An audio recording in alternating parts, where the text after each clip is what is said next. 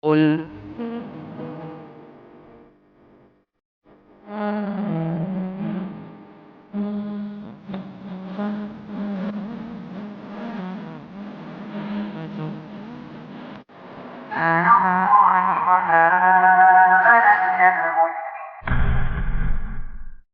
Bismillahirrahmanirrahim. Assalamualaikum warahmatullahi wabarakatuh.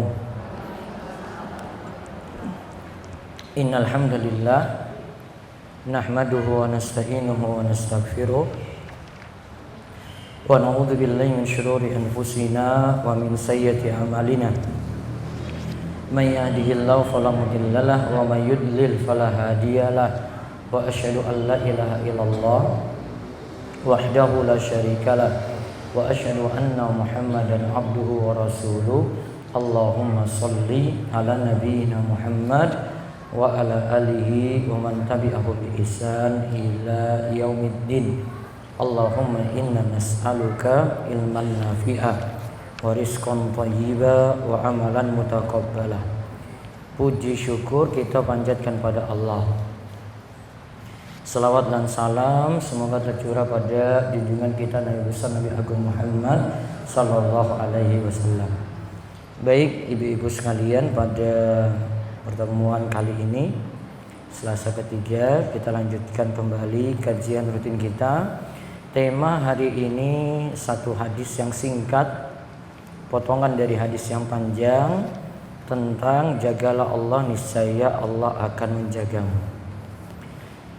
Ini adalah salah satu potongan dari hadis yang disampaikan oleh Imam Nawawi rahimahullah dalam kitabnya Hadis Al-Arba'in An-Nawawiyah, di mana ini tentang salah satu bentuk menjaga hak Allah, lalu kita akan lihat balasannya.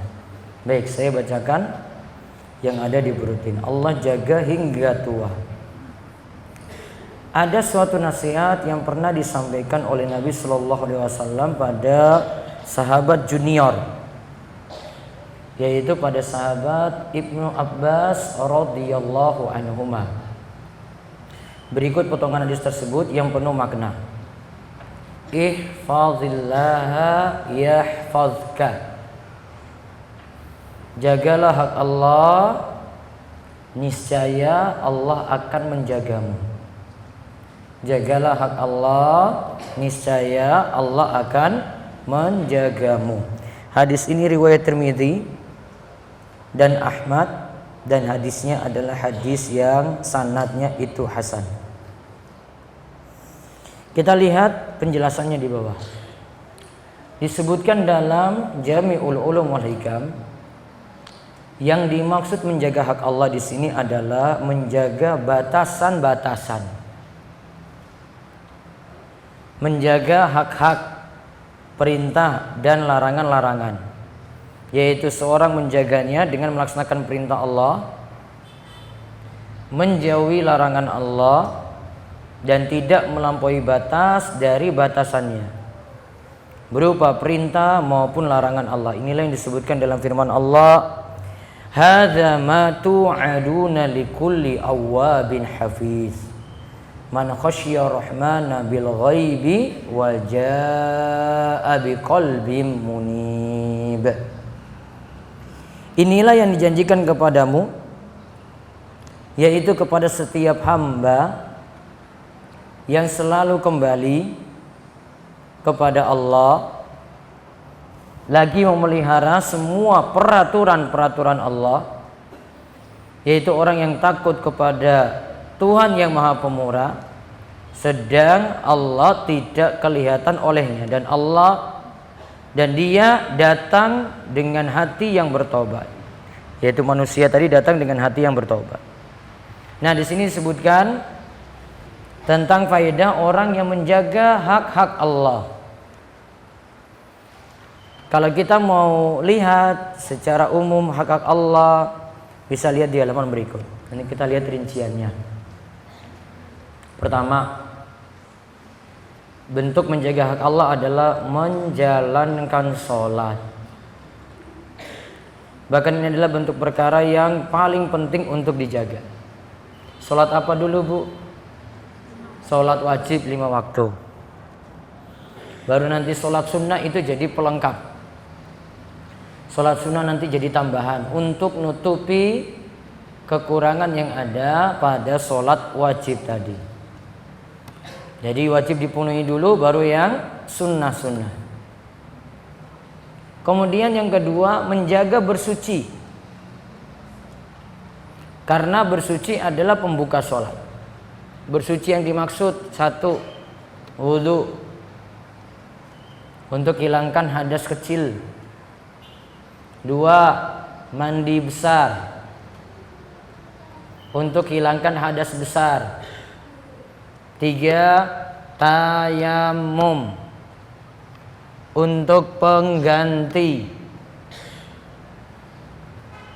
Pengganti apa, Bu? Wudu saja apa mandi juga? Wudu dan mandi. Dia sebagai badal atau pengganti.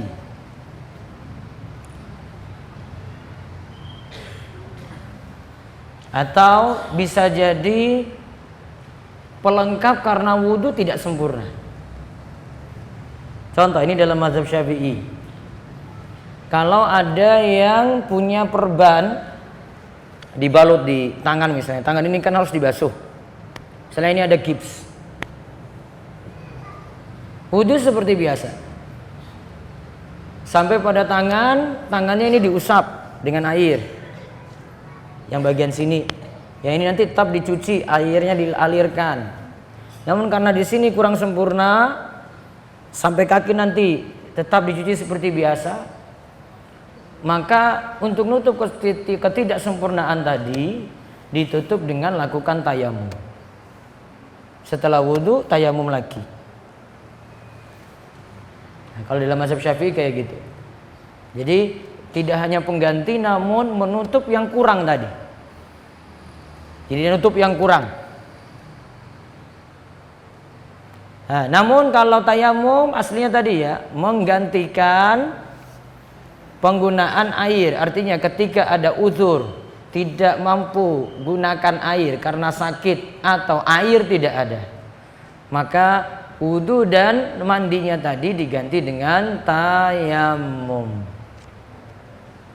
Wudu sudah jelas, mandi mengguyurkan air ke seluruh tubuh. Tayamum gimana, Bu? Ibu-ibu, tayamum gimana? Nepuk apa? Nepuk cat tembok apa debu? Boleh nggak dengan cat tembok? Itu temboknya itu ada catnya, itu ada putih-putihnya gitu. Masuk nggak? Hah? Debu yang dipakai. Kalau catnya boleh nggak? Nggak. Bedak boleh nggak? Kupuran itu namanya. Maka pakai debu. Terus diniatkan untuk tayamum. Lalu mengusap apa dulu? Apa dulu, Bu? Muka dulu apa tangan dulu? Muka. Setelah itu telapak tangan. Kalau mazhab Syafi'i sampai siku. Namun yang paling tepat cuma telapak tangan saja. Karena dalam ayat Al-Maidah ayat 6 disebutkan cuma sampai telapak tangan. Berarti yang dipraktekkan untuk mengusap tangan itu cuma telapak tangan saja sampai pergelangan tangan. Tayamum itu. Pembatal tayamum apa? Yang membatalkan wudu. Plus kalau didapati air, maka tayamumnya jadi batal. Bu, kalau mau kaji kayak gini tuh harus ada pembahasan sendiri. Ya. Ini kajian sendiri itu di pembahasan fikih. Nah, itu baru sistematik itu belajarnya itu. Jadi yang belum paham dasar-dasar di situ nanti bahasannya. Itu ada di kitab fikih-fikih dasar dalam mazhab Syafi'i, macam-macam itu kitabnya. Ada Safinatun Majah, ada Matan Al-Ghaya wa Takrib, ya, dan yang lainnya. Itu dasar-dasarnya. Nah, balik lagi tadi bersuci. 3 tadi ya. Wudu, mandi, tayamum. Gimana kalau wudu dia tidak bisa, atau mandi nggak bisa, suruh tayamum juga nggak bisa gerak, nggak bisa ada yang tayamumkan juga nggak bisa. Ya, apa yang mesti dilakukan? Dia pengen sholat. Apa bu? Dia pengen sholat. Niat apa? Hah? Atau nggak usah sholat saja? Wudu nggak bisa, atau mandi nggak bisa, mau ganti tayamum juga nggak bisa. Dia mau gerak sudah nggak bisa. Terus mau sholatnya bagaimana? Atau sudah nggak sholat lagi, sudah nggak sholat sudahlah, nggak bisa apa-apa bersucinya. Enggak, ini masih hidup bukan mati ini bu. Apa? Enggak bersuci sama sekali. Maka bersucinya jadi gugur. Dia tetap melaksanakan sholat. Kalau kondisi dalam seperti ini, sholat tetap diutamakan itu. Dan lebih dipentingkan sholat tepat waktu. Artinya sholat di waktunya, daripada dia undur nanti misalnya subuh jam 7 dapat air. Lebih dipentingkan sholat pada waktunya daripada undur nanti jam 7 sedangkan jam 7 ada air, dipastikan ada air. Tetap lebih utama kerjakan sholat pada waktu subuh tadi. Nah itu bentuk menjaga hak Allah. Nah kalau mau dijaga di sini bisa bentuknya adalah menjaga wudu. Hukumnya sunnah, setiap kali wudu batal, wudu lagi. Terus batal lagi, wudu lagi, terus seperti itu. Ini keutamaannya seperti yang disebutkan tentang kisah Bilal. Dia dapat berita Nabi SAW itu tahu kalau Bilal itu suara terompanya terdengar di surga. Karena kebiasaannya itu berwudu, setelah berwudu dia sholat sunnah wudu. Riwayat yang lain lagi sebutkan secara umum orang yang berwudu setiap kali batal tadi dijamin tadi untuk masuk surga. Maka menunjukkan ada keutamaan untuk menjaga wudu setiap waktu. Terus yang ketiga, menjaga kepala dan perut. Ini istilah dari Ibnu Rajab. Berarti ada di sini bagian kepala, di sini ada pendengaran, penglihatan, mulut. Ya. Bentuk menjaga kepala adalah menjaga pendengaran, penglihatan, lisan dari berbagai keharaman. Dengar hal-hal yang sia-sia, lihat hal-hal yang sia-sia juga, lisan berkata yang haram atau menjatuhkan kehormatan orang lain, gosipin orang, rasani orang, seterusnya. Fitnah orang, namimah, pernah kita sebut namimah, adu domba, kompor-kompori orang. Nah, dosa pada lisan. Sedangkan bentuk menjaga perut adalah menjaga apa yang ada di dalamnya, yaitu menjaga hati dari perkara haram, serta menjaga perut dari dimasuki makanan dan minuman yang haram. Jadi hatinya dijaga. Juga perutnya di sini dari sisi yang masuk. Maka yang masuk dalam perut hanyalah yang halal-halal saja.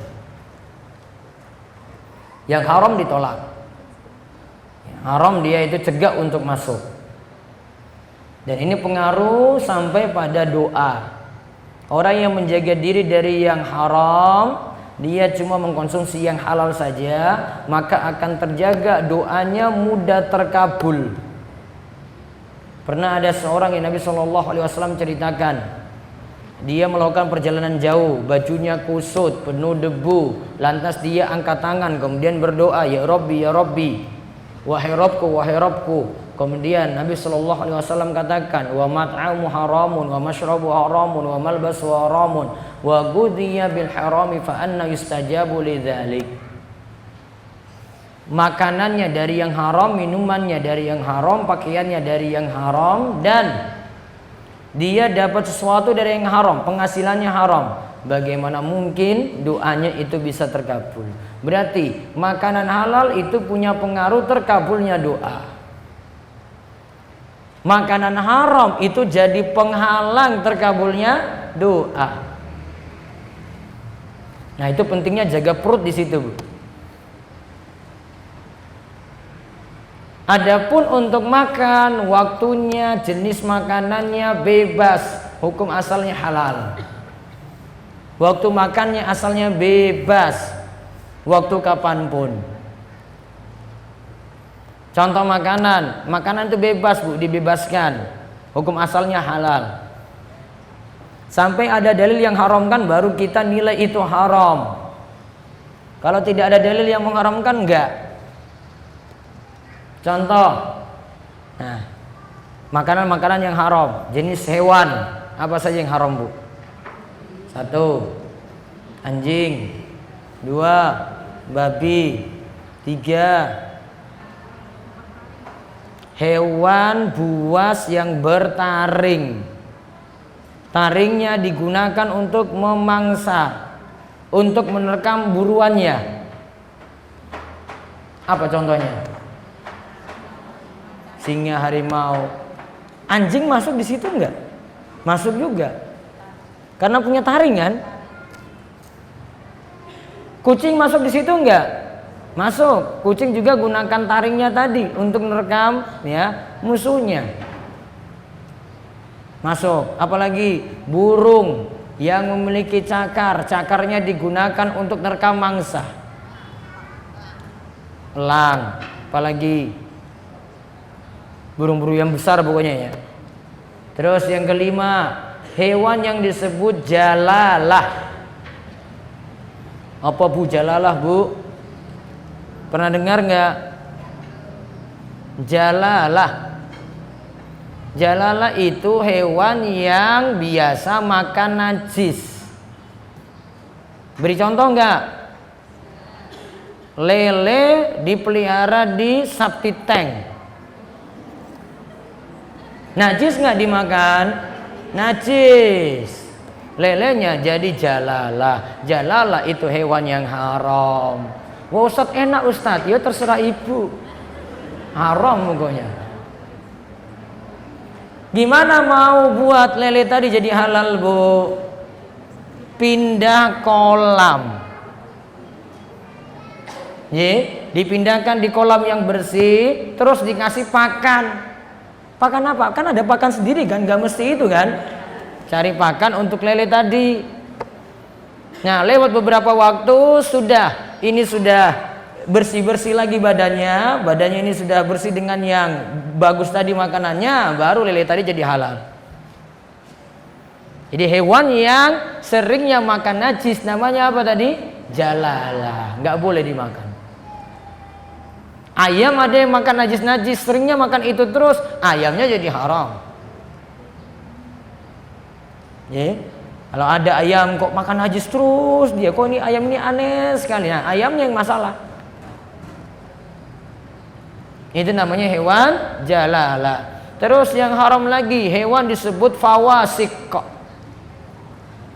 Hewan fasik. Hewan fasik. Hewan fasik tuh kita sebut hewan yang nakal, hewan yang kurang ajar kayak gitu. Contoh hewan fasik: tikus, ular. Hewan fasik ini, fawasik, itu diperintahkan untuk dibunuh. Kalau diperintahkan untuk dibunuh, haram dimakan. Ya, ular. Terus tikus, apalagi cicak. Cicak apa? Sebangsanya apa? Sebangsanya apa, Bu? Nah, itu masuk juga. Masuk hewan fawasik. Kenapa cicak disebut hewan fasik?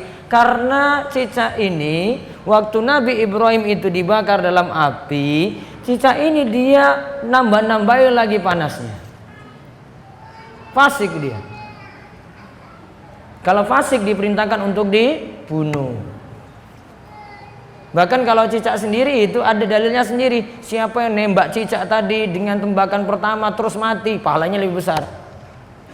Kok nembaknya kok 2 kali baru jatuh gitu? Nah, berarti berkurang pahalanya. 3 kali, oh berarti kurang mahir ya, berkurang pahalanya lagi. Gitu. Terus ada lagi, itu hewan fawasik. Ada lagi hewan yang dilarang untuk dibunuh. Masuk hewan haram ini, makanan haram. Apa? Hewan yang haram untuk dibunuh, Bu? Kata. Terus apa lagi? Semut. Kecuali kalau mengganggu. Ganggu ya nggak apa-apa. Kalau sudah gigit, wah jangan Ustadz, ini sudah hewan yang haram untuk dibunuh. Wah sudah digigit kok. Ganggu itu. Terus dalam minuman misalnya ini teh, wonten semut. Gimana tehnya? Jadi haram nggak? Ibu-ibu. Biasa di warung tuh kayak gitu toh. Nah, jenengan minum teh, di situ ada semut. Tehnya boleh diminum nggak? Ibu minum teh apa minum semut? Nah, sudah. Kalau itu ke bawah masuk, kan saya minum teh. Iya kan? Ibu nggak minum semut kan? Semutnya jadi ikutan. Maka bukan maksud ibu tadi minum semutnya, maka dimaafkan. Ya. Nih, karena sudah ini nggak bisa dihindari. Wah tadi ini saya mau ini, oh ternyata ikut juga. Ustaz gimana ini? Oh nggak masalah, karena cuma ikutan. Kecuali kalau semut dikumpulkan, ya jadi oseng-oseng semut misalnya, itu baru masalah itu. Ya, itu baru masalah. Ini kan enggak ikutan, bukan berdiri sendiri. Ya, itu tadi semut. Itu tadi masuk hewan yang apa? Yang haram untuk dibunuh. Oh, laba-laba masuk. Lebah, tawon masuk. Ya. Masuk hewan yang tidak boleh dibunuh. Kalau mengganggu boleh. Kalau nggak mengganggu nggak usah cari gara-gara. Kalau sifatnya mengganggu, hewan yang mengganggu boleh dibunuh. Sifatnya mengganggu. Nah itu tadi dari sisi hewan, makanannya ada yang haram. Ada dari sisi minuman. Minuman apa yang haram? Khamar itu apa? Kullu muskirin, setiap yang memabukkan. Berarti kalau tidak mabuk? Berarti kalau tidak mabuk? Mabuknya ini standar khamar itu mabuk. Kalau minum banyak mabuk, minum 1 tetes saja haram. Jangan alasannya Ustadz saya minum 1 ini nggak mabuk. Oh iya kamu pemabuk berat memang kok nggak akan pernah mabuk. Kamu minum berkerat-kerat itu baru mabuk itu. Maka standarnya itu kalau minum banyak mabuk, minum sedikit saja tetap haram. Khamar terbuat dari apa, Bu? Ibu-ibu nggak tahu? Fermentasinya apa? Fermentasi apa? Macam-macam. Ada kurma ada, anggur juga ada. Berubah nanti. Ya, jadi situ jadi alkohol. Biasanya dari glukos nanti berubah jadi alkohol. Namun alkohol nggak semuanya. Ini alkohol ada yang jenis minuman sendiri, Bu. Ada alkohol yang ibu pakai untuk antiseptik, obat luka. Obat luka itu bukan alkohol kayak dimiras. Kalau alkohol di obat luka itu nggak bisa diminum. Coba diminum. Gimana keadaannya? Mabuk apa mati? Mati ya sudah, nggak usah macam-macam dengan itu. Maka yang ini nggak masalah. Yang masalah itu kalau jadi minuman yang memabukkan. Nah ada unsur khamar tadi. Contoh kalau ibu-ibu biasanya masak itu ada yang buat kue pakai rum. Rum apa Bu fungsinya Bu? Apa Bu? Hah? Pengembang. Kalau nggak pakai itu gimana? Bisa nggak? Ada pengganti lain nggak? Ada, nggak makan kue. Iya kan? Nggak usah makan. Kalau enggak, dengan pakai ini. Rum itu golongan khamar Bu. Oh ibu-ibu.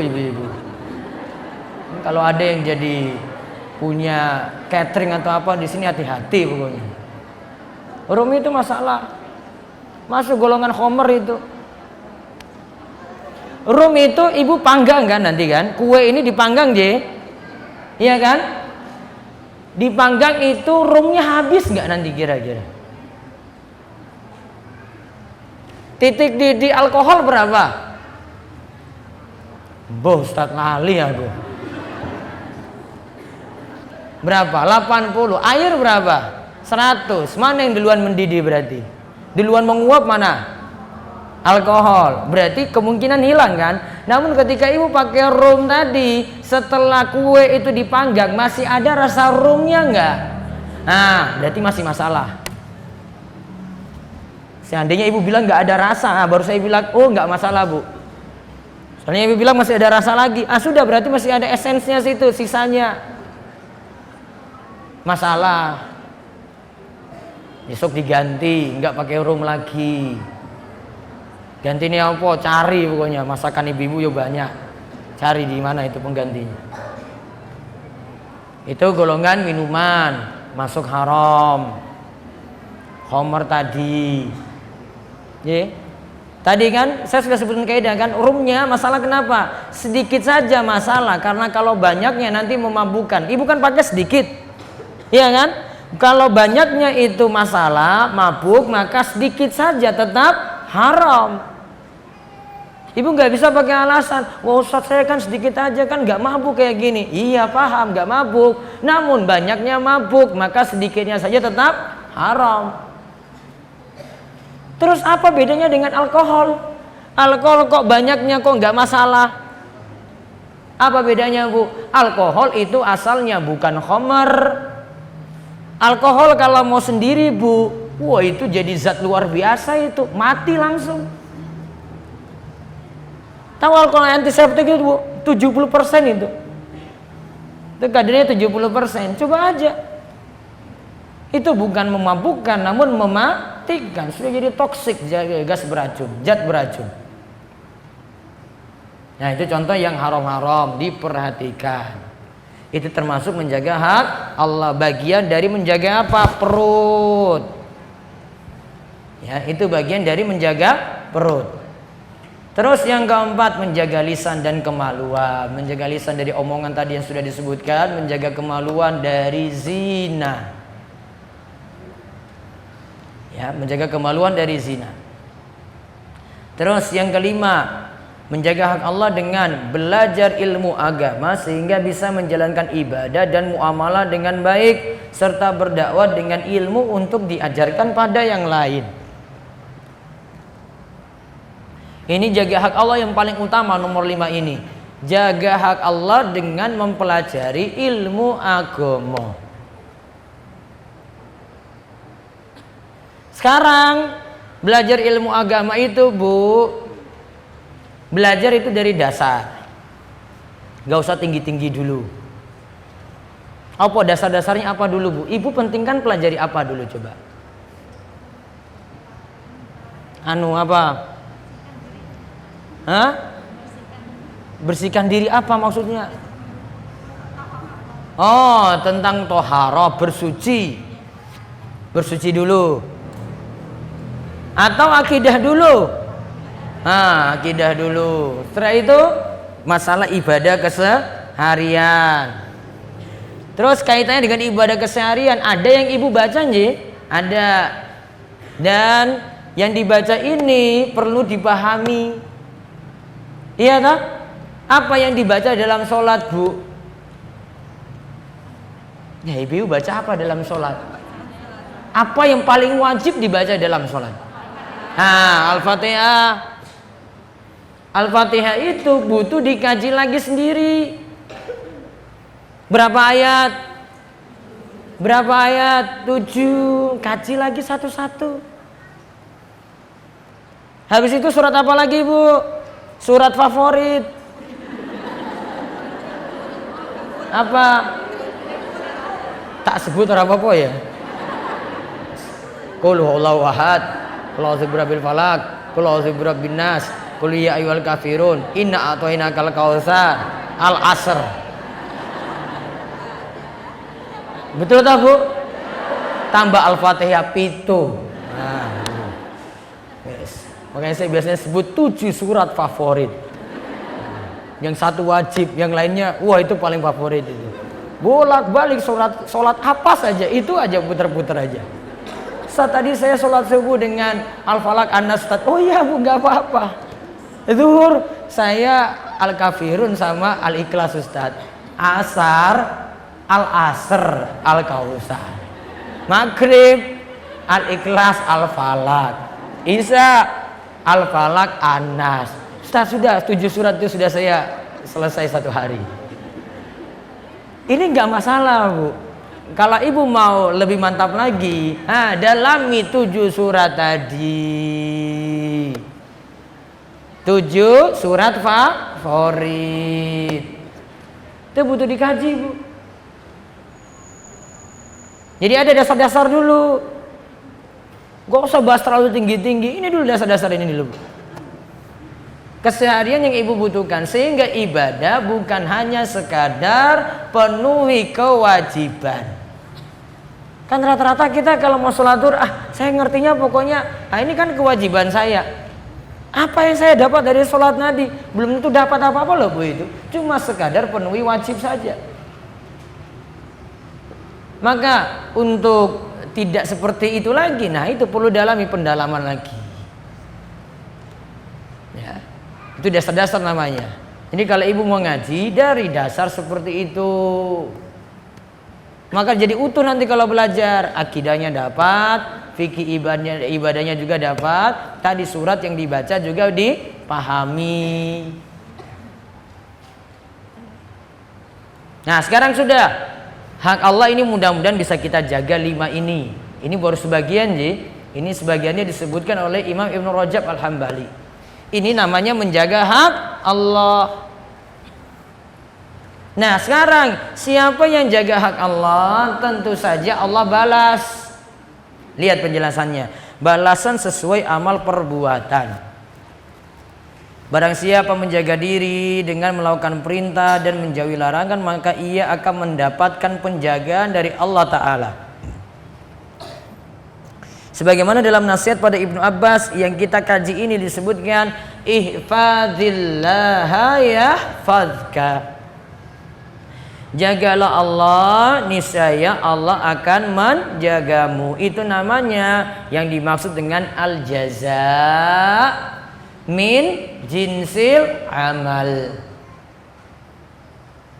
Balasan itu sesuai dengan amal perbuatan. Dia jaga hak Allah, maka gantian Allah juga menjaga dirinya. Nah, sekarang yang kita bahas tadi hak-hak Allah sudah kita pelajari.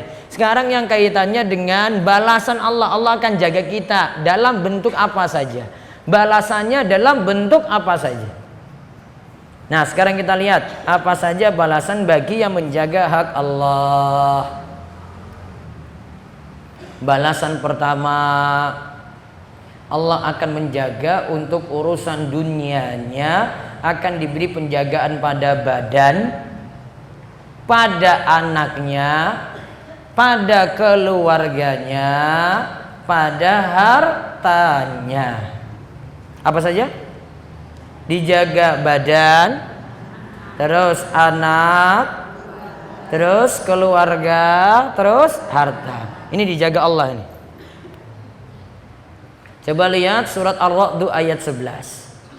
Lahu mu'aqibatum min baini yadayhi wa min khalfihi yahfazunahu min amrillah. Bagi manusia ada malaikat-malaikat yang selalu mengikutinya bergiliran. Di muka dan di belakangnya. Di muka dijaga, di belakangnya dijaga. Mereka menjaganya atas perintah dari Allah. Ibnu Katsir rahimahullah dalam kitab tafsirnya menjelaskan bahwa manusia memiliki malaikat yang selalu mengikutinya, yang menjaga, mengawal malam dan siang. Ia menjaganya dari kejelekan dan kecelakaan. Lihat di sini ya, ini manusia yang beriman. Maka kalau dia ada sesuatu yang ingin mencelakainya, malaikat ini bisa jaga. Dengan catatan apa tadi? Dia jaga hak-hak Allah. Berarti dia makin taat, makin beriman, makin soleh, makin besar penjagaan dari Allah. Kalau Allah jaga langsung, gak mungkin itu ada yang bisa mencelakainya.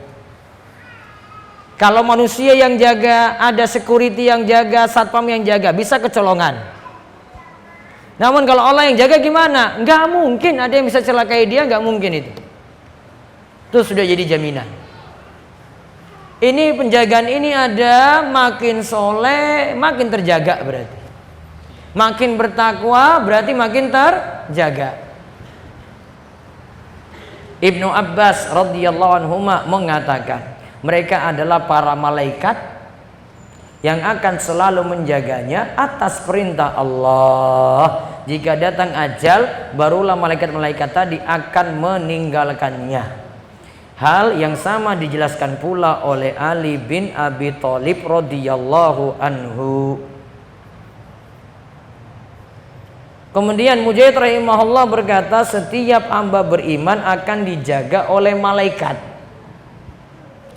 yang menjaganya ketika tidur dan ketika bangunnya, dijaga dari gangguan jin, dijaga dari manusia, dijaga dari hewan berbisa. Nah, tentang hewan berbisa nanti ada kisahnya di sini, saya akan sebutkan. Tidaklah ada gangguan yang datang melainkan ia mengatakan ada sesuatu di belakangmu. Kecuali ada sesuatu yang Allah izinkan akan menimpanya, maka pasti jadi ketetapan yang tak mungkin dicegah. Berarti ada malaikat itu macam-macam. Ada malaikat yang tugasnya menjaga orang-orang beriman. Ditugaskan langsung oleh Allah untuk menjaga orang-orang beriman. Nah, ini penjagaan pertama. Ini penjagaan masih secara umum. Itu tadi ya, dijaga badannya, dijaga anaknya, dijaga keluarganya, dijaga hartanya. Terus balasan kedua, jika ia menjaga hak Allah pada waktu muda dan kuat, Allah akan menjaganya pada waktu tua dan lemah. Umurnya tambah, makin sepuh, tetap dapat penjagaan Allah. Dengan catatan, di waktu muda dia jaga hak-hak Allah. Saat masih kuat dulu, Allah akan terus menjaga pendengaran, penglihatan, daya, kekuatan, sampai kecerdasannya. Bu, itu dapat penjagaan Allah. Contoh kisahnya lihat berikut ini. Ibnu Rajab rahimahullah pernah menceritakan, ada sebagian ulama yang sudah berusia di atas 100 tahun. Berapa bu? 100. Kalau orang 100 tahun saat ini, tiang sepuh 100 tahun, bisa apa bu? Hah? Masih bisa jalan-jalan rata-rata? Enggak, sudah sulit. Coba lihat di sini ya. Ini ulama ini usia 100 tahun, namun ketika itu mereka masih diberi kekuatan dan kecerdasan. Diceritakan bahwa di antara ulama tersebut pernah lompat dengan lompatan yang amat jauh. Ini sudah simba-simba loh ini. Ini kalau zaman sekarang ini jadinya apa nih kalau lompat kayak gini nih? Ada sungai dia lompat itu, sungai 2 meter aja gitu. Apa terjadi? Wah, sudah parah itu. Ini masih kuat bu, masih kuat. kekuatannya masih ada, lompat seperti itu mudah dia lakukan. Maka orang-orang tanya, itu kiatnya apa sampai masih bisa kuat seperti itu? Apa fitness tiap hari? Apa olahraga pagi tiap hari? Apa jogging tiap hari? Coba lihat di jawabannya apa. Ulama tersebut mengatakan, hadhil jawarihu hafiznaha anil ma'asi fis sighari fahafizahallahu alaina fil kibari. Anggota badan ini selalu aku jaga agar jangan sampai berbuat maksiat di kala aku muda. Balasannya Allah menjaga anggota badanku ini di waktu tuaku. Apa berarti kiatnya, Bu? Tipsnya apa? Di waktu muda saat kuat tinggalkan maksiat. Kalau istilah orang saat ini, muda foya-foya, tua kaya raya, mati masuk surga, banyak mimpi. Nggak ada apa-apa waktu mudanya foya-foya kayak gitu. Ini lo lihat, mudanya dia ibadah, ya kan tadi kan, jaga dia dari maksiat kan, berarti ibadah terus tak? Tuanya gimana? Tetap ibadah lagi, itu baru mati masuk surga, itu baru jelas. Ya, nggak kayak tadi, muda foya, tua sugih kaya raya. Iya kalau selamat dari utang. Tua kaya raya, mati masuk surga, nggak mungkin. Kalau yang ada di sini dia beri contoh apa? Mudanya jaga diri dari maksiat, tuanya itu dijaga Allah, mati insya Allah masuk surga. Kuncinya di situ, Bu. Jadi dia nggak kasih tips apa-apa nih loh, Bu. Cuma ini aja. Kiatnya ulama ini para ulama macam-macam ceritanya nih. Ada yang sebut nama juga. Sebut nama ini seperti ulama Syafi'iyah nyebut ini adalah Al-Qadi Abu Syuja'. Kalau di pondok pesantren tradisional itu biasa dikaji kitabnya Matan Abi Syuja' atau Matan Al-Ghaya wa Takrib. Usianya itu 160 tahun. Usianya 160 tahun. Semasa itu dia itu masih cerdas, masih kuat. Tadi lompatannya tinggi. Para ulama bahas ini tentang kisahnya Abu Syuja' tadi. Sama kisahnya dengan ini. Dia beritahu juga kiat-kiatnya, dari muda dia jaga diri dari maksiat, maka Allah akan jaga dirinya di waktu tua tadi. Maka biasanya itu simbah itu ada yang kuat ibadah terus, kita bisa tahu, oh ini kayaknya waktu muda nih simbah ini rajin sekali. Rata-rata seperti itu. Ada yang bapak-bapak juga ini, itu yang sudah sepuh kok masih kuat, 70-80 tahun kuat gitu. Itu bisa ditebak di waktu mudanya dia kemana ya, dia pasti itu rajin pelajari agama, kemudian ibadahnya juga kuat, rata-rata seperti itu. Lalu sini, namun ada orang yang sebaliknya, sudah berusia senja, jompo, dan biasa mengemis pada manusia. Para ulama pun mengatakan tentang orang tersebut, inna hadza dhayya Allahu fi sigharihi fadayyahu Allahu fi kibarihi. Inilah orang yang selalu melalaikan hak Allah di waktu mudanya, maka Allah pun melalaikan dirinya di waktu tuanya. Dia lupa Allah di waktu muda, maka di waktu tua Allah tidak pedulikan dia lagi. Berarti sekadar kita jaga hak Allah di waktu muda, ibadah dijaga di waktu muda dengan baik, maka Allah akan jaga di waktu tua. Bahkan Bu, kalau waktu muda itu semangat ibadah, waktu tua itu cuma bisa dengan kursi aja Bu ini, maka Allah akan tetap catat sama seperti dia beribadah di waktu muda. Tadi kan duduk di kursi, ini kan sudah nggak sempurna lagi berdiri, maka pahalanya tetap dia dapat pahala sholat sambil berdiri, padahal dia sholat sambil duduk. Kenapa? Dicatat seperti dia itu muda. Apa dalilnya? Surat At-Tin. Apa tadi? Watini wa zaitun wa turi sinin wa hadzal baladil amin. Laqad khalaqanal insana fi ahsani taqwim. Kami ciptakan manusia dalam keadaan yang sebaik-baiknya, sempurna. Terus summa radadnahu asfala safil. Kami kembalikan dia di keadaan yang rendah. Illal ladzina amanu wa amilus solihati falahum ajrun ghairu mamnun. Kecuali orang-orang yang beriman dan beramal soleh, baginya pahala yang tidak putus-putusnya. Di antara tafsiran untuk ayat ini adalah Allah ciptakan dia sempurna di waktu muda, fisiknya kuat. Allah kembalikan dia di waktu tua lagi, fisiknya sudah lemah.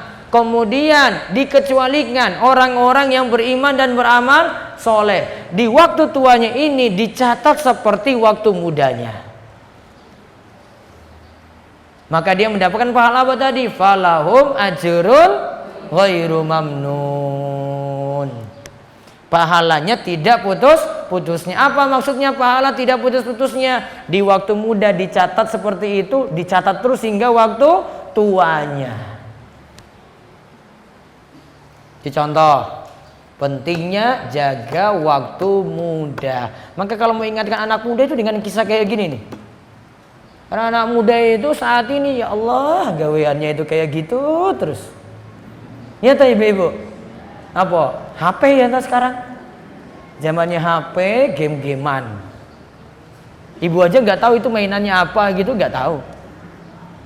Dia main perang-perangan, PUBG. Nah, PUBG aja ibu nggak dengar itu, nggak tahu apa itu. Tahu yang tembak-tembakan dulu yang apa, orang di Australia itu yang nembak, ada yang sholat Jumat kalau nggak salah itu ya. Nah, sholat Jumat nembak itu. Nah, itu dari game itu PUBG itu. Dia praktekkan seperti main game. Bawa beneran. Dia rekam lagi sama rekam seperti di permainan gamenya tadi. Persis. Masuk orang-orang lagi sholat, itu dari permainan itu.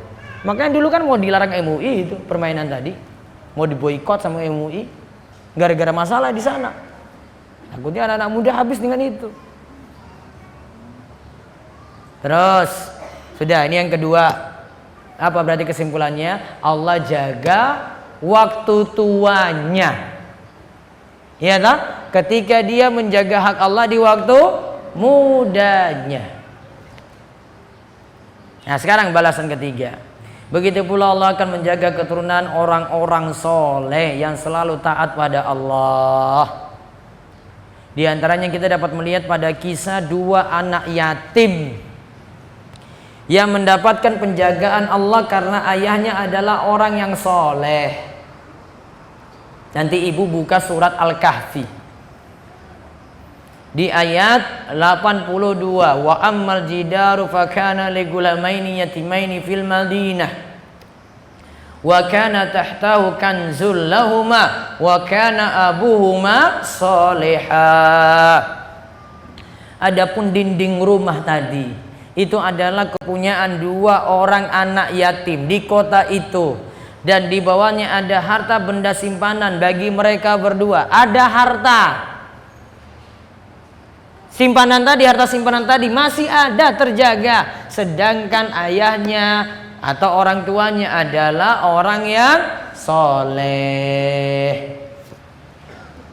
Pengaruh bapaknya yang soleh, walaupun bapaknya sudah meninggal dunia, punya harta, hartanya dijaga oleh Allah berkat kesolehan bapaknya.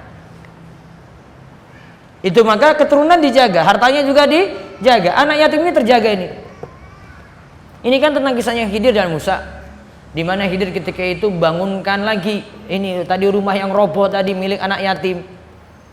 Diceritakan, kenapa kamu bantu tadi kok nggak minta upah? Ini ceritanya. Karena di situ ada dua anak yatim. Dulu orang tuanya itu soleh. Di bawah rumah itu ada harta simpanan.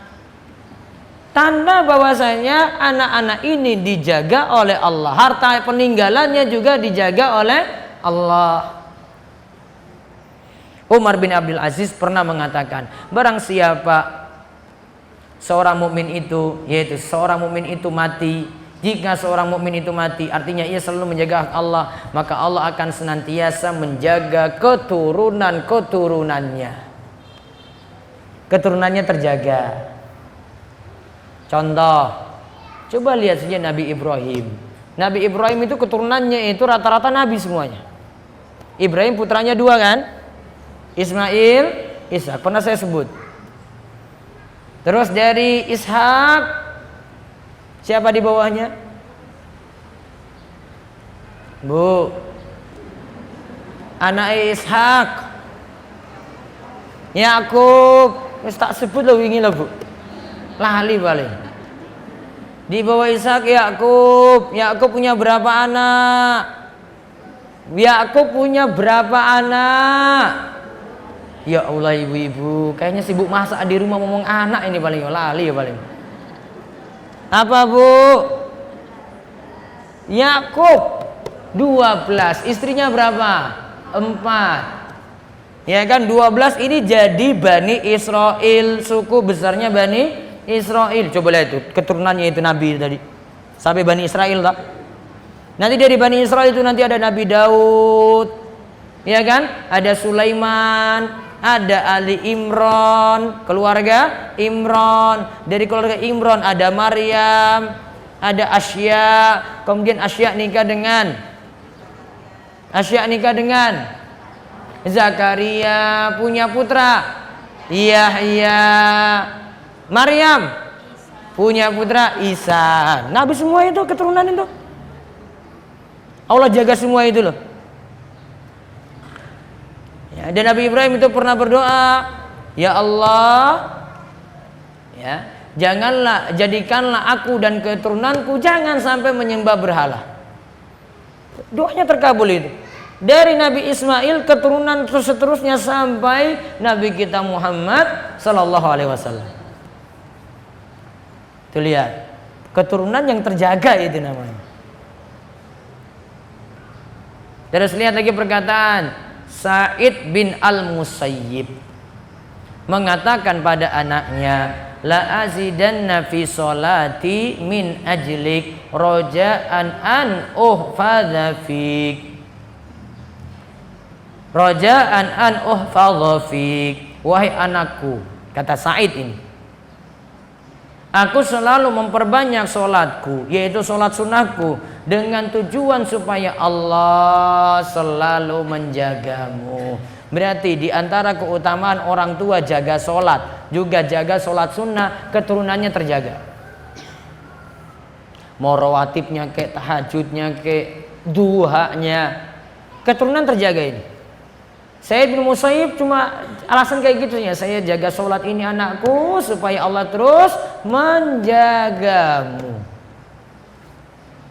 Ini tanda orang yang jaga hak Allah, Allah jaga juga keturunannya.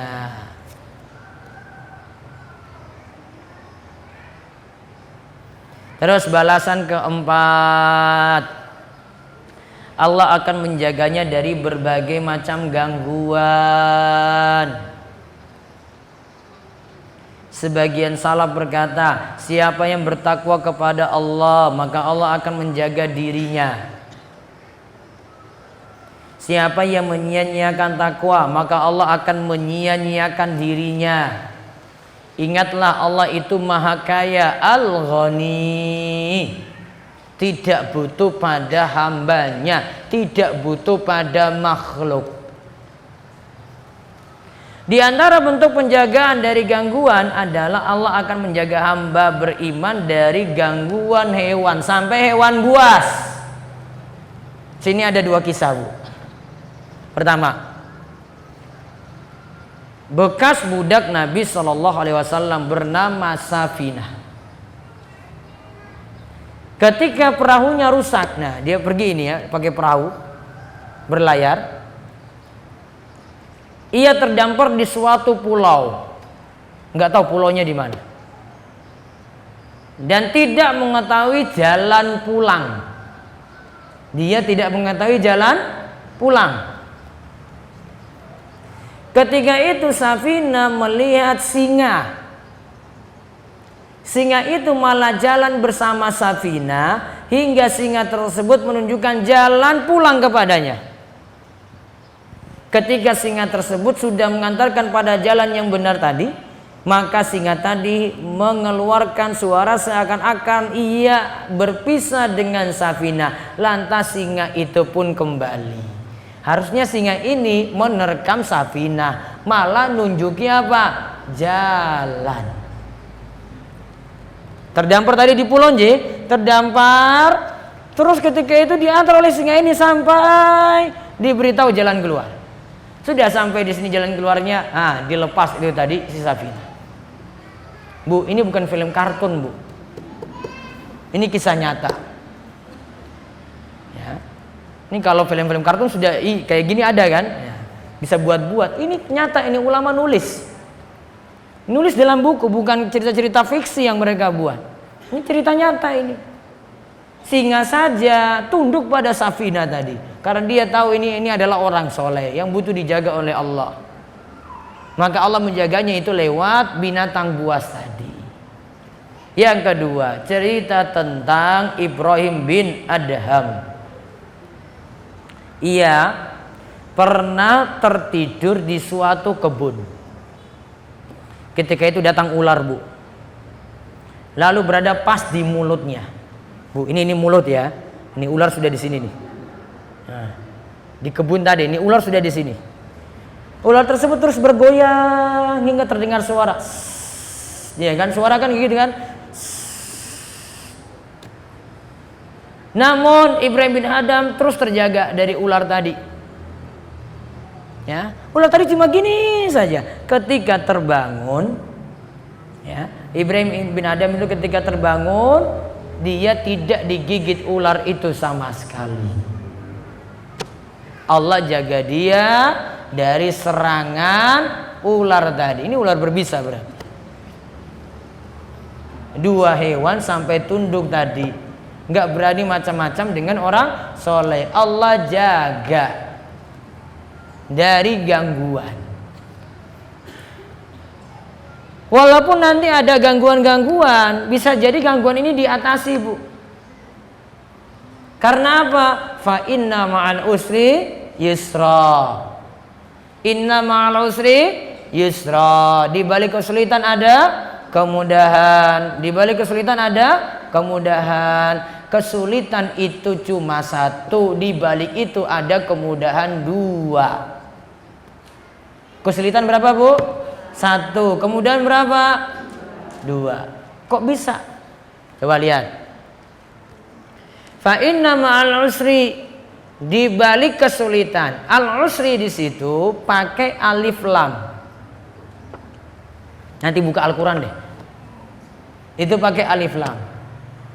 Yusra, alif lam enggak itu? Tidak, itu tidak pakai alif lam. Diulang lagi kan? Fa inna ma'al usri yusra, inna ma'al usri yusra. Usri lagi diulang lagi pakai alif lam, yusra diulang tanpa alif lam.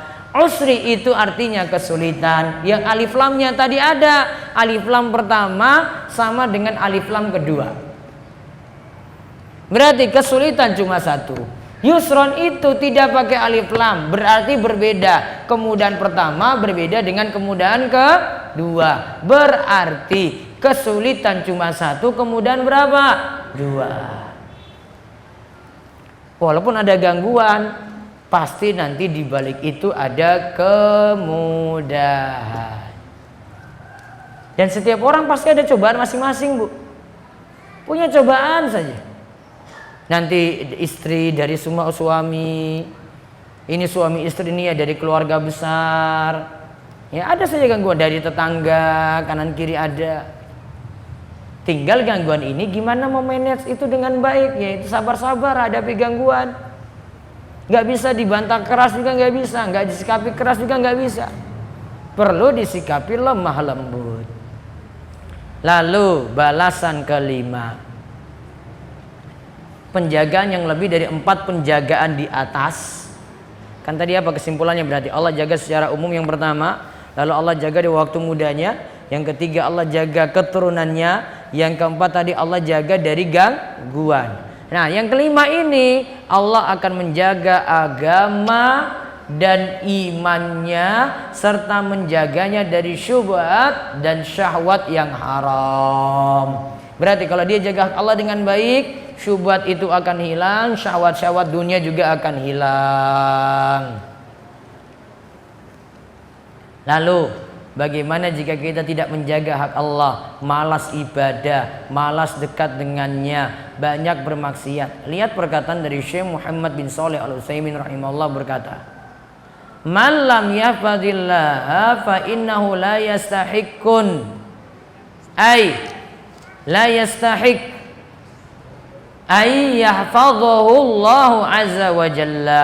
Siapa saja yang tidak menjaga hak Allah, berarti ia tidak mendapatkan penjagaan dari Allah azza wa jalla.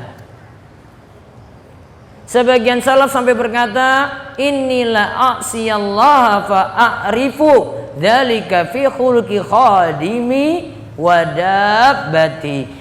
Jika aku bermaksiat kepada Allah, maka aku akan temui pengaruh jeleknya pada akhlak pembantu hingga perangai buruk pada hewan tungganganku. Ada yang aneh ternyata di dalam rumah. Ini gara-gara dia itu bermaksiat. Tadi disebutkan siapa yang tidak menjaga hak Allah, berarti Allah tidak akan memberikan penjagaan untuknya. Berarti kuncinya pada menjaga hak-hak Allah.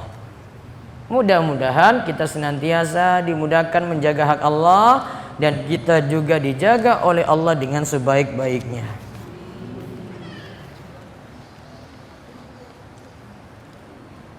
Kan tadi disinggung kalau rum itu haram. Bagaimana kalau membuat tape ketan? Kan menggunakan ragi dan difermentasi. Mohon penjelasannya. Tape itu memabukkan enggak? Ya sudah. Makan banyak mabuk enggak, Bu? Tidak. Makan sedikit enggak masalah. Namun biasanya tape ini karena ada salah satu unsur tadi ketika difermentasi bisa muncul sifat alkohol. Ada pakai unsur tertentu, nanti dibiarkan, akhirnya nanti sifatnya ada efek di situ memabukkan. Namun itu kalau ada fermentasinya, kalau nggak ada ya enggak. Saya mu'alaf 10 tahun yang lalu, alhamdulillah sudah sholat 5 waktu. Dan 3 tahun ini mulai berhijab syar'i, tetapi saya belum bisa membaca Al-Quran. Apakah saya termasuk orang yang munafik? Tidak. Yang penting ibu utamakan dulu baca Al-Quran untuk sholat. Apa dulu yang diperlukan untuk sholat? Al-Fatihahnya harus dibenarkan, yang bacanya benar bagaimana. Terus surat-surat pendek yang ibu hafal tadi diperbaiki bacaannya. Dari hafalan aja berarti, walaupun tidak bisa baca Al-Quran secara utuh. Yang penting dia dengar terus baca. Dan itu dipraktekkan di dalam sholat. Untuk masalah bahasa Arab, ibu wajibnya pelajari yang ini, semuanya ini. Bacaan dulu, bukan ngomong dulu. Saya ngomong bahasa Arab, ya. Aina anta, nggak perlu yang ini dulu. Ini belakangan, ini nggak penting. Yang penting itu adalah ibu bacaannya benar ketika sholat. Berarti bahasa Arab yang ini mesti dikuasai. Jadi ada kadar bahasa Arab yang wajib itu, kadar bahasa Arab yang nanti kita baca dalam sholat. Nah, berarti baca surat tadi. Nah, jadi pelajarinya di situ, Bu. Gimana hukumnya kalau kita puasa Yaumul Bid cuma bisa mengerjakan 1 hari saja? Pas hari Senin puasa sunnah. Harusnya tanggal 13, 14, 15.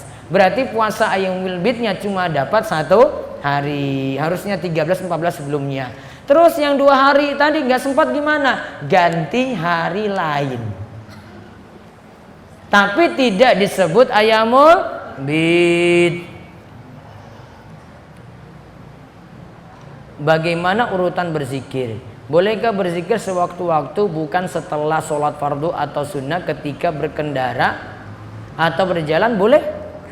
Ini kalau ini bagaimana urutan zikir? Zikir apa ini? Kalau masuk zikir ada sholat wajib, Ya, sebenarnya bebas. Yang utama yang awal yang dibaca astagfirullah 3 kali, terus Allahumma antas salam wa minkas salam tabarakta ya dzal jalali wal ikram. Setelah itu baca yang zikir ba'da salat yang lainnya terserah. Ustadz, apakah kotoran cecak itu najis? Tadi cecaknya itu haram enggak? Haram. Maka asalnya kotorannya najis. Namun kalau sulit dihindari dimaafkan. Maka cukup dibersihkan saja itu sampai yang kotorannya kalau kering lebih mudah lagi ya dihilangkan. Cacing tanah sering masuk ke kamar mandi lewat saluran air. Bolehkah dibunuh? Boleh. Nanti masuk golongan apa itu tadi? Fasik, golongan ular ya di situ ya, masuk di situ. Ustadz, apakah di hari Jumat ada dalilnya disunahkan baca surat Al-Kahfi? Siapa yang baca surat Al-Kahfi pada malam Jumat dan hari Jumat, maka akan diterangi di antara 2 Jumat. Apakah wanita haid boleh membaca Al-Quran? Dalil yang melarang membaca Al-Quran bagi wanita haid lemah. Yang ada larangannya bagi orang junub. Terus yang masuk larangan sini cuma menyentuh. Ini mushaf, ibu nyentuh mushaf ini. Lagi haid nggak boleh. Kalau ini mushafnya murni bahasa Arab. Namun kalau mushaf ini ada terjemahnya, nggak apa-apa disentuh. Ini nggak masuk dalam larangan. Larangannya adalah la yamusul Quran illa thahir. Tidak boleh menyentuh mushaf tadi yang murni bahasa Arab ya, kecuali orang yang suci. Berarti kalau habis kentut berwudu dulu kemudian nyentuh. Kalau lagi haid dia tidak boleh menyentuh kecuali pakai sarung tangan. Bolehkah kita menyumbang untuk acara campur sarian? Tidak nyumbang Bu, nanti dukung-dukung dalam hal masalah. Anak perempuan kami akan menikah dengan lelaki muslim. Keduanya saling mencintai dan kami orang tua juga sudah menyetujui. Tapi orang tua dari lelaki tidak menyetujui. Apakah kalau keduanya jadi menikah berdosa atau durhaka kepada orang tua? Bagaimana sebaiknya? Dilobi terus biar terjadi hubungan yang baik antara keluarga perempuan dengan keluarga laki-laki. Karena nikah ini bukan hanya nikahkan anak, namun nyatukan keluarganya dengan besannya nantinya. Allah haramkan riba, tapi Allah halalkan jual beli. Ya. Wa halallahu al-bai'a wa harrama riba. Allah halalkan jual beli dan mengharamkan riba.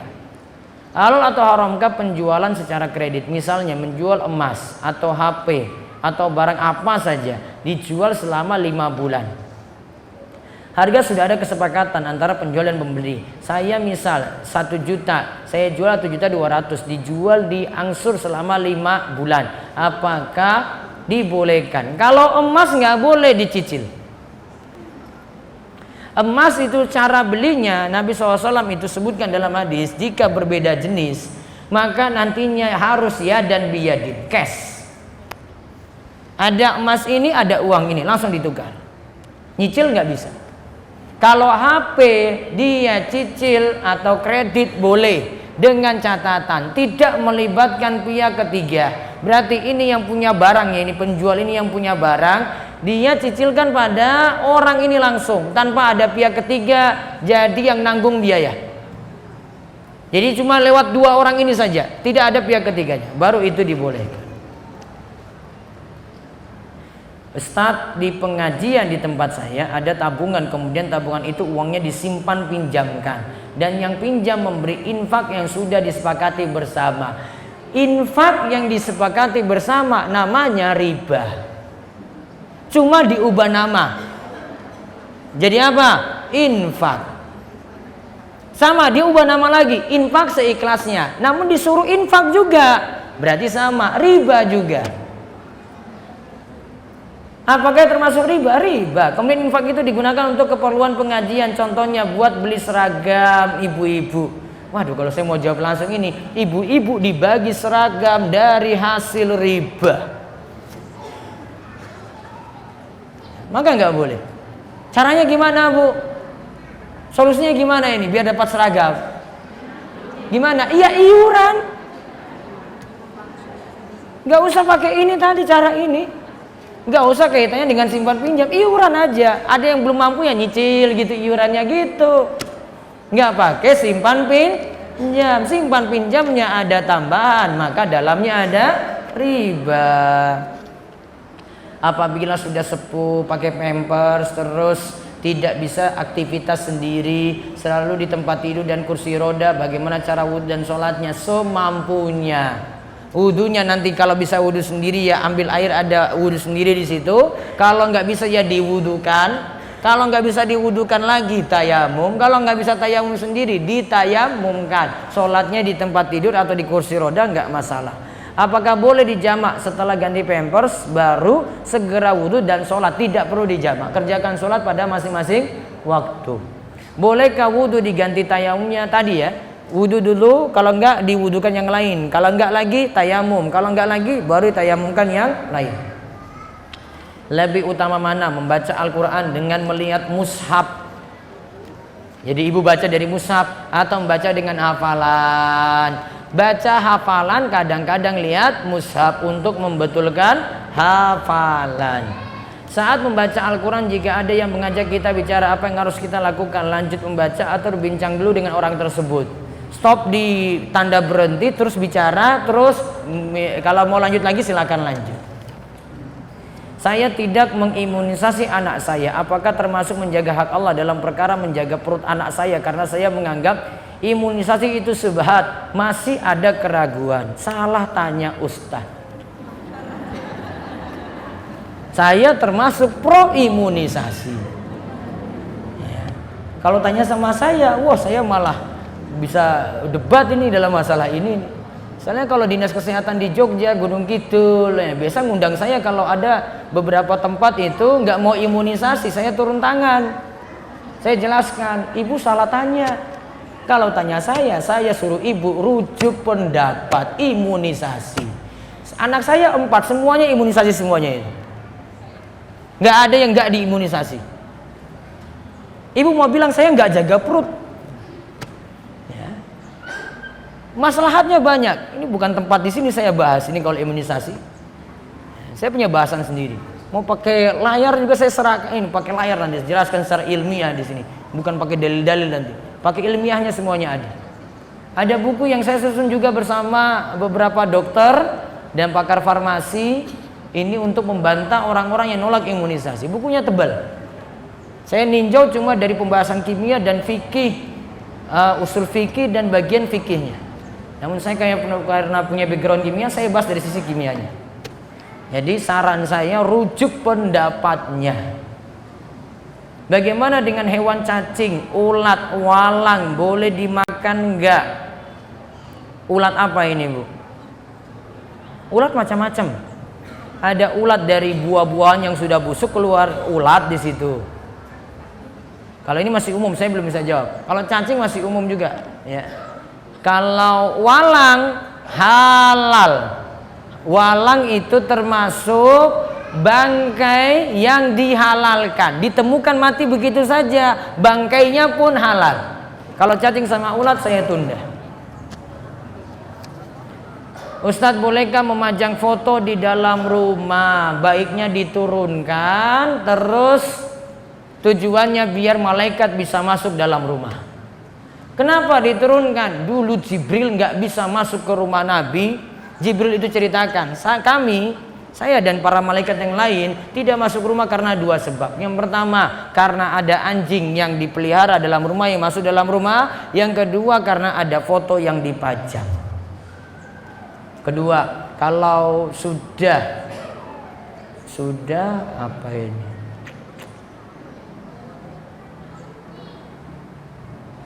Kalau sudah jatuh talak 3, apakah ada masa iddahnya? Apakah suami istri sudah harus pisah rumah? Talak 3 nggak bisa rujuk. Setelah itu tidak ada nafkah lagi. Berarti sudah langsung dipulangkan ke rumah orang tua. Berarti tidak ada hak nafkah lagi. Wes. Saat ini televisi bisa jadi hiburan bagi orang sepuh. Di situ banyak tontonan yang sia-sia. Saat dinasihati untuk tidak nonton sinetron, malah sakit karena kurang hiburan. Solusinya gimana? disuruh ngaji kalau bisa berangkat. Atau ganti TV-TV Islami, pasang di rumah, channel yang lain dihapus. Nggak ada dangdutan, nggak ada campur sarinan, nggak ada, ganti. Cuma itu solusinya. Bagaimana untuk orang Nasrani yang menganggap Isa itu sebagai Tuhan? Apakah itu menyembah berhala? Berarti menyembah Isa, menyembah Nabi yang selayaknya itu bukan jadi Tuhan. Bagaimana sikap Ustadz tentang, tanya tentang pemerintah, nggak mau jawab. Nanti saya kena bully lagi, nanti saya diperkai ini lagi, persekusi. Suara saya jawab. Barang siapa membaca ayat kursi selesai sholat, tidak ada yang menghalanginya masuk surga selain kematian. Maksudnya bagaimana? Bukankah surga setelah mati? Maksudnya kalau mati nanti masuk surga. Kalau kita membagi warisan, apakah wajib berhukum dengan hukum Islam? Laki-laki 2:1 dengan wanita. Kalau disepakati dibagi rata karena anak laki-laki sudah kaya raya dan perempuan yang masih kurang, bagaimana? Bu, 2:1 itu pembagian paling adil loh itu. Ibu dapat 1 bagian, laki-laki dapat 2 bagian, ya. Itu tetap rugi bagi laki-laki. Ibu dapat 1 bagian, itu jadi milik ibu seorang. Ibu nggak mesti kasih suami, nggak mesti kasih anak-anak, itu milik ibu. Karena ibu nggak ada kewajiban nafkah, kasih nafkah untuk suami, kasih nafkah untuk anak-anak, nggak ada, Bu. Yang ada suami dikasih 2 karena dia masih nanggung banyak, nanggung istri, nanggung anak-anak. Ibu cuma untuk ibu saja. Laki-laki dapat 2 ya, dia harus bagi ke 5 misalnya. Ibu dapat 1 untuk ibu. Untuk mana coba? Untuk ibu kan? Untuk ibu. Kok masih protes loh ini? Saya tuh kalau kayak gini saya malah rugi sebenarnya. Kita cuma dapat 2, harusnya saya 5. Misalnya saya tanggung 5, harusnya saya 5 bagian dong. Cuma dikasih 2, coba lihat. Itu saja masih diprotes, coba lihat. Maka untuk adilnya kayak tadi, itu adil namanya. Adil itu nggak sama, nggak mesti sama, Bu. Adil itu bagi sesuai porsi masing-masing. Maka tinggal ini aja, mau manut nggak sama syariat Islam. Kalau mau manut ya kayak gitu hukumnya. Pewangi laundry itu haram tidak? Kalau nggak salah bahannya alkohol, kan dipakai di luar tubuh. Iya kan? Ada unsur alkoholnya juga di situ, bukan alkohol khamar. Itu bukan miras masukin di situ dicampur di laundry situ, bukan, Bu. Itu alkohol bahan sendiri. Yang ada mungkin ini solvent. Solvent itu yang campur di situ, Bu. Solvent itu pelarut. Pelarut untuk larutkan wangiannya. Ya, itu yang ada. Maka tidak ada masalah. Memakai tape yang sudah beberapa hari yang sudah mengandung alkohol, kalau sifatnya jadi memabukkan nggak boleh. Maka bagusnya dihindari kalau sifatnya memabukkan. Hukum ikut BPJS mandiri, bayar sendiri, bukan dari potong gaji, halal atau haram. Sama seperti hukum asuransi. Apa bedanya? Apa, Bu, asuransi? Asuransi itu lebih parah daripada riba. Asuransi dalamnya ada goror, dalamnya ada perjudian, dalamnya ada ngambil harta orang dengan cara yang haram, di dalamnya ada untung-untungan, di dalamnya ada ya riba, numpuk di dalamnya semua asuransi. Contoh, untung-untungan, Bu, dapat asuransi itu ada eksiden dulu kan? Iya kan? Ada kecelakaan dulu kan, baru asuransi keluar. Kalau nggak ada kecelakaan, hangus, rugi. Pihak asuransi yang untung. Kalau ada kecelakaan, pihak asuransi yang rugi, karena dia mesti nanggung banyak. Ribanya gimana? Ibu preminya pasang, preminya sekian. Taruhlah totalnya mungkin itu 3 juta. Ibu dapat berlipat-lipat. Itu sama seperti ibu pinjamkan 3 juta, suruh kembalikan banyak dari 3 juta. Riba di situ. Unsurnya banyak sekali loh asuransi itu. Maka kalau mau aman ya nggak ikut. Kalau yang punya BPJS cukup yang butuh saja, maka ditanggung pemerintah. Namun kalau mampu biaya sendiri tanpa ikut BPJS lebih aman. Saya dari dulu nggak pernah ini mau periksa apapun nggak pernah pakai BPJS, nggak pernah juga pakai asuransi nggak pernah. Pokoknya apa adanya saja. Kendaraan punya kendaraan, pokoknya nggak ada asuransi. Mau ditawarin kayak dari pihak ini nggak mau, pasrah aja. Karena masalahnya tadi banyak sekali masalahnya, problemnya banyak. Kecuali karena ini bagian dari aturan harus ikut itu. Contoh di kantor harus ikut asuransi. Contoh beli kendaraan, ya harus dijamin itu di STNK nanti ada asuransinya juga. Nah, itu macam-macam, itu harus sesuai aturan. Namun kalau kita karena pilihan sendiri baiknya tidak. Saya ibu rumah tangga sudah punya anak dan sudah tidak mens, usia 54 tahun. Saya kadang keluar rumah tidak memakai kaos kaki sebagai penutup aurat. Saya merasa sudah tua. Apa ini termasuk membuka aurat, Ustadz? Kaki aurat atau tidak, Bu? Sekarang apa menutup kakinya bagaimana caranya? Gimana caranya? Kaos kaki. Sekarang kaos kaki itu, Bu, apa jadi harus atau bisa ibu panjangkan gamis kakinya tertutup? Boleh enggak? Ibu panjangkan kaki ini ya, panjangkan gamisnya, kok kakinya sih? Panjangkan apa? Gamisnya. Ibu panjangkan gamis, tutup sampai kakinya tenggelam. Ribet. Kepiye menaik ibu-ibu ya, tak kasih solusi. Ibu mau gimana sih kayak gitu? Bingung ya kalau saya kasih teori sama ibu-ibu itu ya. Nanti dibantah lagi, ribet Ustadz. Ya udah sekarang terserah deh. Soalnya cara paling mudah itu, sehingga pakaian ini ibu pakai untuk sholat ya caranya gamisnya ya lebih panjang, nutup. Kalau ibu kayak gini, ibu nggak wajib pakai kaos kaki. Karena kakinya sudah otomatis tertutup. Kalau ibu mau pakai itu langsung untuk sholat, tidak perlu lagi tambah ruko, mungkena nggak perlu lagi karena sudah nutupi sampai kaki. Itu keuntungannya. Ah, Ustaz ribet tadi. Ya sudah kalau gitu. Berarti kaos kaki. Paham ya? Baik. Saya ibu rumah tangga, saya ingin mengajikan anak laki-laki saya lewat talangan haji. Wah, ini talangan meneh. Pinjam kan? Iya toh? Ditalangi oleh KSP, Koperasi Simpan Pinjam. Yuk, riba nanti di situ, Bu. Ibu pinjam sekian, 25 juta. Kembalikannya lebih enggak? Pasti.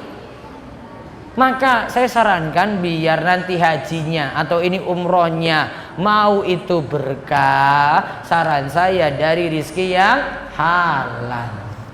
Sholat dalam kondisi flu, kadang di tengah sholat hidung ini apa, Bu, keluar. Terus bagaimana solusinya? Ini kepiye ya solusinya itu? Ya bawa sapu tangan. Kalau itu keluar atau tisu ditutup ya gitu lagi, gerak kayak gini nggak masalah. Ini dia takut cuma masuk aja ke mulut kan kayak gitu kan, Bu. Habis sholat zikir pagi petang, belum selesai zikir batal wudhu, lanjut zikir atau wudhu lagi terus zikir. Kalau nggak mau boleh zikir langsung karena zikir tidak disyaratkan berwudhu. Mana yang lebih afdal, sholat witir setelah sholat isya sebelum tidur atau waktu terbangun sholat malam? Lihat keadaan. Kalau memang mampunya bangun malam, maka nanti setelah bangun tidur witirnya. Namun kalau karena tidurnya kemalaman, maka witirnya sebelum tidur. Lagi sholat ada tamu, setelah sholat zikir dulu atau menemani tamu. Waktunya tamu ya menemani tamu. Apa saja yang harus dilakukan seorang istri agar bisa berbakti pada suami dalam hubungan LDR, hubungan jarak jauh? Piye, Bu, solusinya? Suruh suaminya pulang. Jadi timbang-timbang ini. Lebih bagus ibu tinggal dekat dengan suami, itu lebih dibangun kepercayaan di situ, Bu, daripada ibu-ibu banyak curiga sama suami. Mas, kamu lagi ngapain? Gak macam-macam ya, Mas? Wah, curiga terus. Ya, gitu. Bagaimana hukum mengkonsumsi kutu Jepang untuk mengobati suatu penyakit? Karena saudara saya pernah mengkonsumsi hewan tersebut untuk pengobatan, sedangkan setahu saya masih ada obat lain yang bisa diberikan. Kalau ada yang lain lebih baik. Saya bahas kutu dulu dia. Ini kutu saya belum pernah bahas. Saya cari dulu tentang ini. Ini macam-macam lagi modelnya ini. Bagaimana kiat-kiat untuk mencintai atau menyukai belajar ilmu agama serta agar mudah dalam mengamalkan ilmu tersebut? Kadang mesti paksakan diri, kemudian manage waktu dengan baik. Ibu-ibu ada luangnya waktu anak-anak sekolah jam 8 sampai jam 10, ya itu dimanfaatkan untuk belajar seperti itu. Ustadz, gimana di waktu muda kita belum pandai menjaga hak Allah dan baru tua kita tahu menjaga hak Allah? Tanya, gimana kita yang sudah tua ini agar tetap dijaga Allah? Nah, sekarang tobat terus ibadah terus. Belum terlambat. Yang masih muda-muda lebih lagi ibadahnya. Wallahu a'lam bishawab. Ini yang kita bahas untuk kesempatan pagi ini. Mudah-mudahan Allah terus menjaga kita dalam kebaikan dan kita terus diberikan keistiqomahan. Demikian kita cukupkan. Tes. Ibu-ibu banyak yang inginkan buat tadi Ustaz dalam sebulan pengajian. Ya, Ibu ya. Ibu-ibu itu banyak repot nanti. Jadi Ustaz mohon diberi kesempatan kedua kali sebulan nanti bicara ya Ustaz. Dari ibu-ibu yang perbedaannya. Ibu-ibu mau ngaji lagi 2 kali, repot nanti ibu-ibu itu. Apa enggak anaknya enggak nangis di rumah? Iya, nanti saya cek jadwal lagi nih. Ya Allah, ini bagaimana ini jadwalnya nih? Oh, jamnya ditambah aja, Bu. Brenda. 1 bulan sekali lama. Ya sibukkan diri. Oh, kadang lagi ke Jogja, balik lagi di sini gitu. Ya sewa biskuit nanti ke Jogja gitu. Ya nanti saya teruskan